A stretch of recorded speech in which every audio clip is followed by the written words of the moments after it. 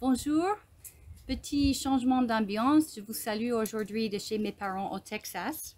Je suis très contente car aujourd'hui nous allons aborder un sujet de suprême importance, la foi.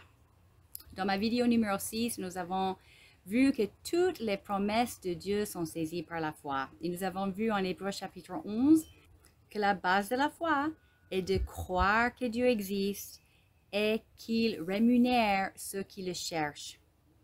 Dieu est un donneur de bonnes choses. Il vous aime et vous lui faites plaisir. Et comprendre que Dieu est bon, qu'il vous aime et que vous lui faites plaisir vous permettent de vous rapprocher de lui.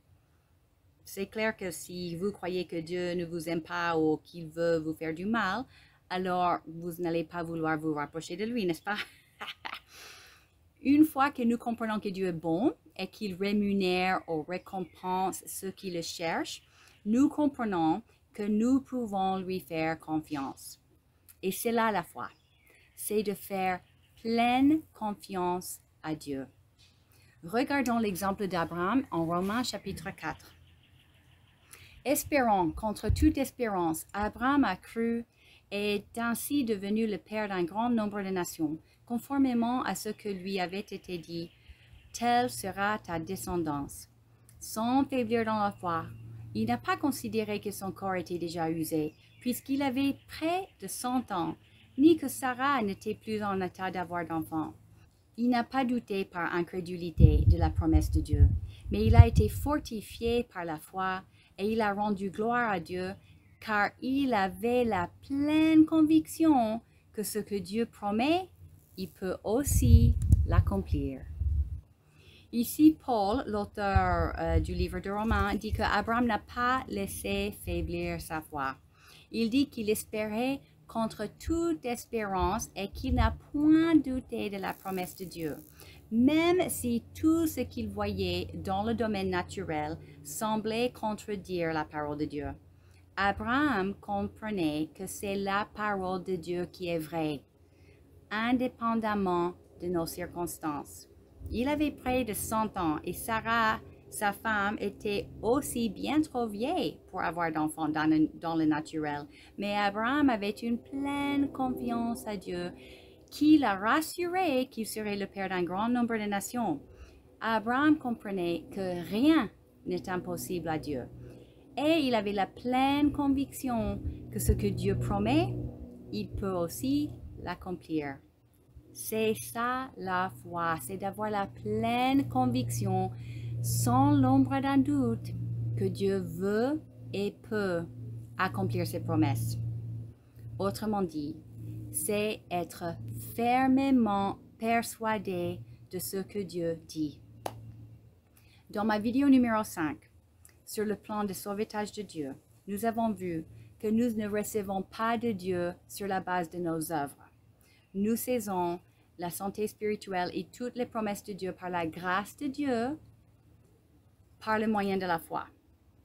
Nous avons défini la grâce comme l'influence divine sur notre cœur ou dotation spirituelle.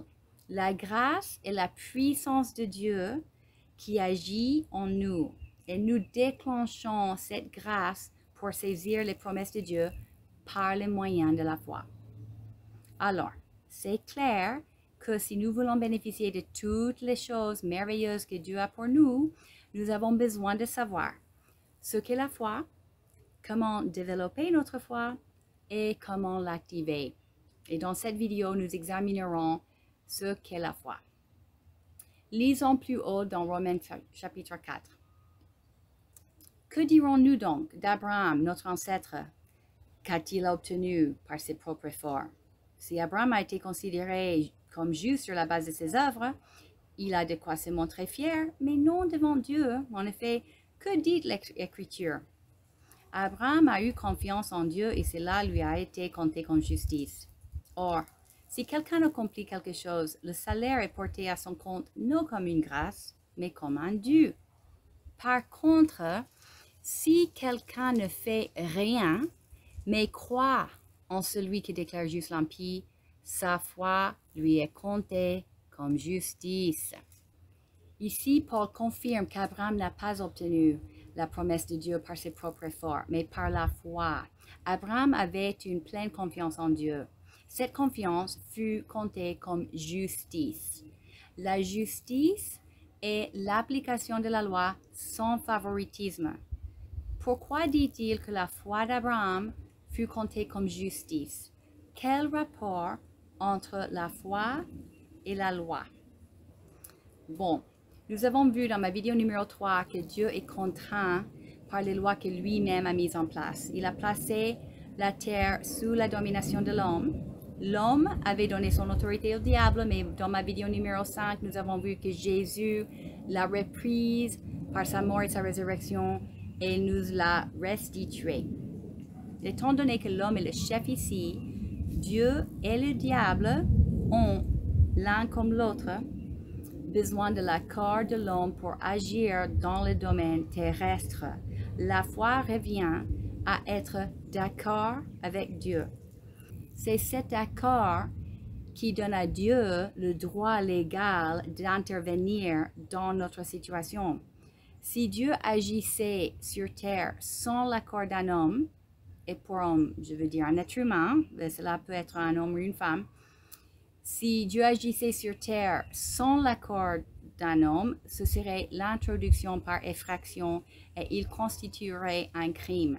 Et c'est pour cela que nous avons besoin de la foi pour déclencher et faire couler la puissance de Dieu sur terre. Donc, pour revenir à Romains chapitre 4, la foi d'Abraham fut comptée comme justice. Elle a validé la légalité de la saisie de la promesse de Dieu de la part d'Abraham. Autrement dit, Abraham avait le droit légal de saisir la promesse de Dieu parce qu'il était dans la foi. En verset 5, Paul dit, « Par contre, si quelqu'un ne fait rien, mais croit en celui qui déclare juste l'impie, sa foi lui est comptée comme justice. » C'est-à-dire, les promesses de Dieu ne sont pas saisies par nos actions. Le simple fait de croire en Dieu, autrement dit, le fait d'être fermement persuadé de ce que Dieu dit, est compté comme justice et nous donne le droit légal de saisir la promesse. Si Dieu a promis quelque chose, vous avez le droit de la prendre pour vous si vous le croyez. C'est une affaire légale. Ce n'est pas par mérite. Ce n'est pas parce que vous êtes une bonne personne ou que vous avez fait quelque chose pour la mériter ou la gagner. Ce n'est pas parce que vous avez fait des sacrifices inutiles de supplier ou d'implorer. Comme nous avons vu dans ma vidéo numéro 6, il n'y a pas de favoritisme avec Dieu.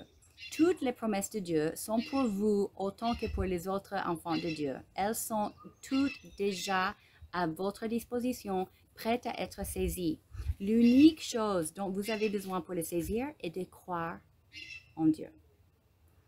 Regardons dans 1 Jean chapitre 5. Nous avons auprès de lui cette assurance. Si nous demandons quelque chose conformément à sa volonté, il nous écoute. Et si nous savons qu'il nous écoute, quelle que soit notre demande, nous savons que nous possédons ce que nous lui avons demandé.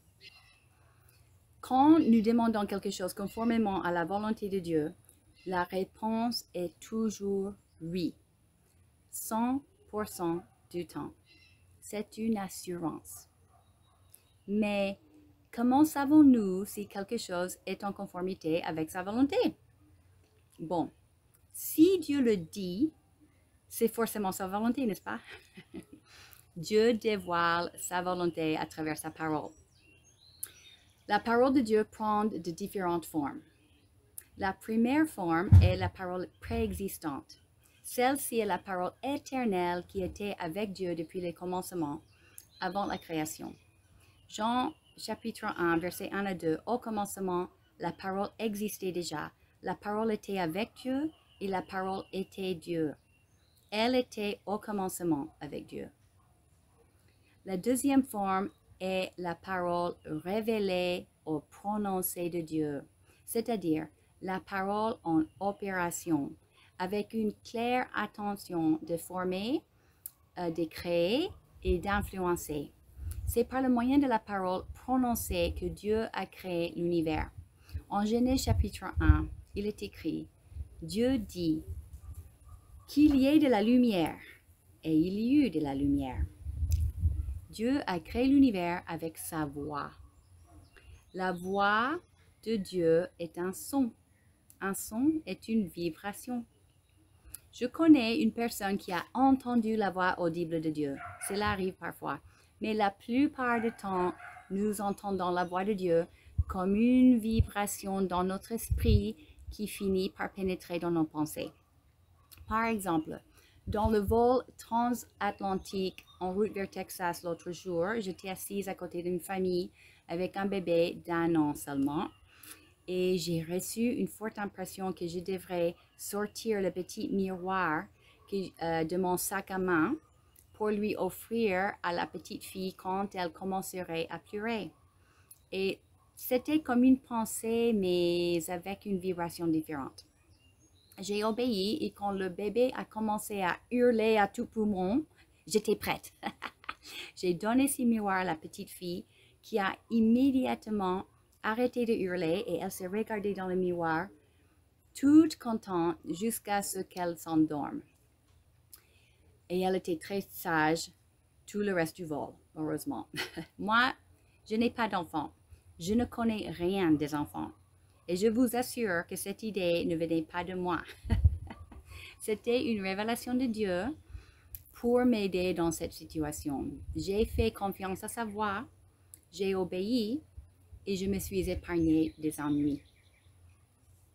La troisième forme de la parole est la parole écrite, c'est-à-dire l'écriture, la Bible. Nous avons vu dans ma vidéo numéro 2 que toute l'écriture est inspirée de Dieu. La quatrième forme de la parole est la parole incarnée de Dieu, c'est-à-dire Jésus-Christ. Jean chapitre 1, verset 14 dit, « Et la parole s'est faite homme, elle a habité parmi nous, pleine de grâce et de vérité, et nous avons contemplé sa gloire, une gloire comme celle du Fils unique, venu du Père. » La cinquième forme de la parole est la parole manifeste. Celle-ci est le fruit de la parole, la vérité de la parole manifestée dans notre vie. Il y a un passage en Marc chapitre 11 où Jésus maudit un figuier et celui-ci s'est desséché jusqu'aux racines. Jésus, la parole incarnée de Dieu, a émis une parole prononcée et la manifestation de cette parole était le dessèchement du figuier. Un autre exemple est dans 1 Pierre chapitre 2 verset 24 où il est écrit que nous sommes guéris par les blessures de Jésus-Christ. La parole manifeste est la vérité de cette parole devenue réalité dans notre corps. Autrement dit, notre guérison est la parole manifestée en nous. Toutes les formes de la parole sont la même parole. Comme toutes les formes de l'eau, liquide, gaz ou solide, sont de l'eau. Toutes ces différentes formes de la parole sont inséparables de Jésus, puisque Jésus est la parole de Dieu, et par conséquent, inséparables de Dieu. Donc, pour revenir à 1 Jean chapitre 5, quand nous demandons quelque chose en conformité avec la volonté de Dieu, la réponse est toujours oui. La volonté de Dieu est dévoilée dans la parole de Dieu, dans ses différentes formes, la révélation de Dieu, la Bible ou Jésus. C'est pour cela que c'est important de connaître la Bible et connaître Jésus-Christ, justement pour connaître la volonté de Dieu et de prendre conscience de toutes les promesses que Dieu nous a faites pour pouvoir en prendre possession. Romains 10, verset 17 dit, « Ainsi la foi vient de ce qu'on entend et ce qu'on entend vient de la parole de Dieu. » La foi vient d'entendre la parole de Dieu parce que la foi est la ferme confiance en ce que Dieu dit. Donc, pour avoir confiance en ce que Dieu dit, c'est clair que nous avons besoin de savoir ce qu'il dit. Quand Dieu dit quelque chose, vous le croyez avec tout votre cœur, quand vous êtes dans la foi, même si vos circonstances semblent démontrer le contraire. Dieu avait dit à Abraham qu'il serait le père d'un grand nombre de nations quand Abraham et sa femme étaient trop vieux pour avoir d'enfants. La promesse de Dieu était impossible dans le domaine naturel. Je répète, la promesse de Dieu était impossible dans la dimension naturelle. Mais Abraham comprenait que tout est possible à Dieu. Il faut que vous vous persuadiez de cette vérité. Tout est possible avec Dieu. Votre situation peut sembler impossible, mais Dieu dit que vous êtes un enfant de Dieu, que vous êtes guéri et que vous êtes prospère et que vous avez la victoire sur le diable et que vous êtes libéré de la malédiction. Et l'unique chose que vous avez à faire pour manifester cette vérité dans votre vie est de croire, tout simplement. Ceci dit, c'est pas toujours facile de croire, n'est-ce pas? Marc chapitre 9 raconte l'histoire d'un garçon emparé par un esprit démoniaque et Jésus demanda au Père, « Depuis combien de temps cela lui arrive-t-il? » « Depuis son enfance, répondit-il. Et souvent l'esprit l'a jeté dans le feu et dans l'eau pour le faire mourir. Mais si tu peux faire quelque chose, viens à notre secours et aie compassion de nous. Jésus lui dit, « Si tu peux, tout est possible à celui qui croit. » Aussitôt le père de l'enfant s'écria, « Je crois, viens au secours de mon incrédulité. » Ici, nous voyons un père qui avait vu son fils dans un terrible état depuis son enfance et personne ne pouvait l'aider. Alors, il voyait sa délivrance comme impossible. Il avait du mal à croire. Il a dit à Jésus, « Aie pitié de nous et aide-nous si tu peux. » Et Jésus dit, « Tu me demandes si je peux? Tout est possible à celui qui croit. » Tout est possible à celui qui croit. Il faut croire pour recevoir. D'autres choses que le Père n'avait pas compris est, comme il était un descendant d'Abraham et couvert par l'alliance abrahamique, il avait le droit de recevoir cette délivrance. C'est-à-dire, Dieu n'allait pas délivrer son fils par pitié. C'était une question légale. L'alliance abrahamique était un pacte que Dieu a conclu avec Abraham, qui couvrait tous les descendants de ce dernier. Cette alliance était en vigueur avant la mort et résurrection de Jésus-Christ, et l'acte de Jésus sur la croix a imposé une nouvelle alliance qui est encore meilleure que l'alliance abrahamique et sous laquelle nous sommes aujourd'hui. Mais cet homme-là était sous l'alliance abrahamique à l'époque et il avait le droit de la protection de Dieu. C'est-à-dire, Dieu a mis cette protection à sa disposition et l'unique chose qu'il avait à faire était de croire en Dieu et de la saisir par la foi. Il n'avait pas besoin de supplier Dieu ou de demander la pitié. Si nous avons du mal à croire ce que Dieu dit, nous avons besoin de développer et grandir notre foi.